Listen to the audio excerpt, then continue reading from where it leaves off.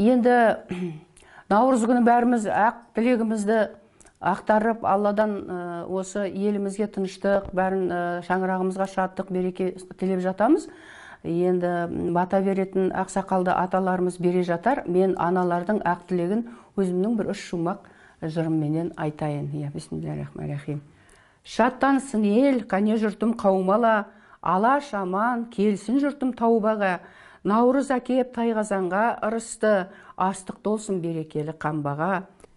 Өріс малды тостағанға ақ толсын, бірлік берік көңіліміз шат болсын, шаңыраққа ұя салып ынтымақ, қазағыма мызғымайтын бақ қонсын, шарықтасын арман биік асқағын, ұлағатты ұрпақ болсын жастарым, берекелі қазақта ашық болсын бейбіт күн мен аспаным.